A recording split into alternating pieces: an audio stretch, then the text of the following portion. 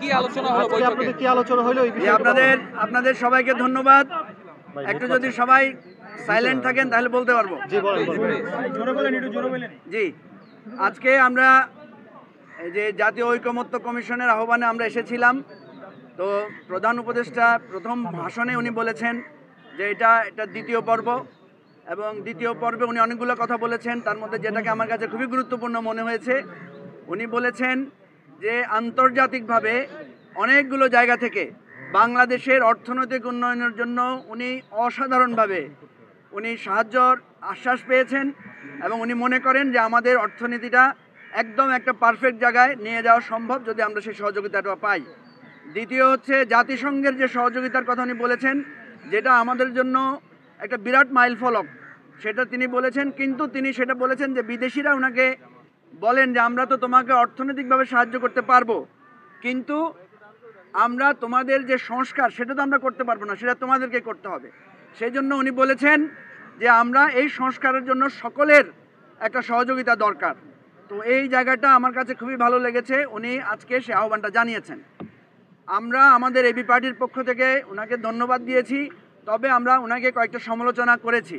আমরা বলেছি যে প্রথম যেদিন আপনার সাথে সাক্ষাৎ হয়েছিল সেদিনই আমরা বলেছিলাম যে আপনি রাজনৈতিক দলগুলোর সাথে ঐকমত্য প্রতিষ্ঠার জন্য একটা টিম তৈরি করে দেন, কিন্তু আপনি সেটা করেন নাই, দেরি করেছেন।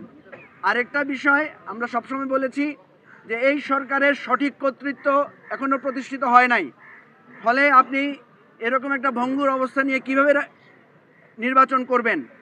আমরা স্পষ্টভাবে বলেছি স্থানীয় নির্বাচন আগে করেন বা জাতীয় নির্বাচন আগে করেন, কিন্তু আপনার প্রশাসনিক কর্তৃত্বটা লাগবে। আমি ওনাদেরকে একটা পরামর্শ দিয়েছি যে একজন উপদেষ্টা আপনারা ছদ্মবেশে বের হন, ছিনতাইকারীর কবলে পড়লে থানা থেকে আহ্বান করলে পুলিশের কি সাহায্য পাওয়া যায় এটা আপনারা সরেজমিনে দেখেন, এবং আমার এই বক্তব্যের পরে সবাই সেখানে করতালি দিয়ে সমর্থন দিয়েছে। আমরা মনে করি এই সরকার ক্ষমতায় আছে ঠিকই, কিন্তু তাদের কর্তৃত্বটা এখনও সুস্পষ্টভাবে হয় নাই, ফলে এরকম কর্তৃত্বহীন অবস্থায় যে কোনো নির্বাচন হবে আমাদের জন্য বিপজ্জনক। এবং আমরা বলেছি যদি এরকম পর্যায়ে আপনারা নির্বাচনের দিকে আগে চলে যান কর্তৃত্ব এবং সংস্কার পরিপূর্ণ না করে, তাহলে এই নির্বাচনটা হতে পারে অত্যন্ত খারাপ একটা নির্বাচন। তো এই বিষয়টা আমরা ওনাদেরকে অনুরোধ করেছি।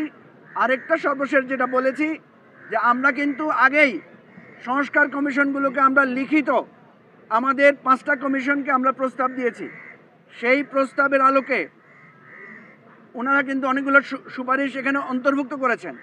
তাহলে অন্যান্য দল কি সুপারিশ দিয়েছে, যেই সুপারিশগুলো কমন এগুলোকে আপনারা একটা লিস্ট আউট করেন যে এই সুপারিশগুলো সবাই একমত হয়েছে, এরপরে যেগুলোতে একমত হয় নাই সেগুলো নিয়ে আপনারা ডিসকাশন শুরু করেন, যাতে আমরা সময়টা বাঁচতে পারে, দ্রুত যাতে আমরা শেষ করতে পারি। সর্বশেষ আমি যে কথাটা বলেছি যে জাতীয় ঐক্যমত্য সৃষ্টির জন্য আপনাদের উচিত ছিল ভূমিকা নেওয়ার, আপনারা সেটা নেন নাই। বাদ দেন 15-16 বছরে আমরা কি আন্দোলন করেছি, সংগ্রাম করেছি, সেটা যদি আপনারা নাও মানেন, জুলাই আগস্টে রাজনৈতিক দলগুলো, সেখানে বিএনপির নজরুল ইসলাম খান উপস্থিত ছিলেন, আমি বলেছি নজরুল ইসলাম খান অ্যারেস্ট হয়েছিলেন, জামাতের আবদুল্লাহ তাহের অ্যারেস্ট হয়েছিলেন, জোনায়েদ সাকি আহত হয়েছিলেন, আমরা গুলি খেয়েছি, জেলে গিয়েছি। কই কোনো একটা আলোচনায়, কোনো একটা ছবিতে এই রাজনৈতিক নেতারা যারা জেলে গিয়েছিলেন এই জুলাই আগস্টে, যারা গুলি খেয়েছিলেন, যারা নির্যাতনের শিকার হয়েছিলেন, হসপিটালে ভর্তি ছিলেন, তাদের কোনো একটা আলোচনা, কোনো একটা ছবি আপনাদের কোনো কার্যক্রমে এটা ঠাঁই পায় না। তাহলে আপনারা কিভাবে জাতীয় ঐক্যমত, সকল রাজনৈতিক দলের সহযোগিতা আপনারা কিভাবে চান? এই কথা বলার পরও সকল রাজনৈতিক দলেরা এটাকে করতালি দিয়েছেন, সমর্থন দিয়েছেন। আমি মনে করি আরেকটা যে কথাটা আমরা বলেছি, আপনারা প্রচুর সমালোচনা শুনেন আমাদের, এটা খুব ভালো লাগে, কিন্তু কতটুকু আমলে নেন সেটা কিন্তু আমরা টের পাই না। সুতরাং আমরা আশা করি যে এই অন্তর্বর্তীকালীন সরকার তারা আমাদের এই কথাগুলোকে গুরুত্ব দিবেন, এবং যে ঐকমত্য প্রতিষ্ঠার জন্য যে কমিশন হয়েছে এই কমিশন ভালোভাবে কাজ করবে, এটা আমাদের প্রত্যাশা। আপনাদের সবাইকে অনেক ধন্যবাদ। আপনি আসলে কি চান, জাতীয় নির্বাচন ও সংসদ নির্বাচন? দেখেন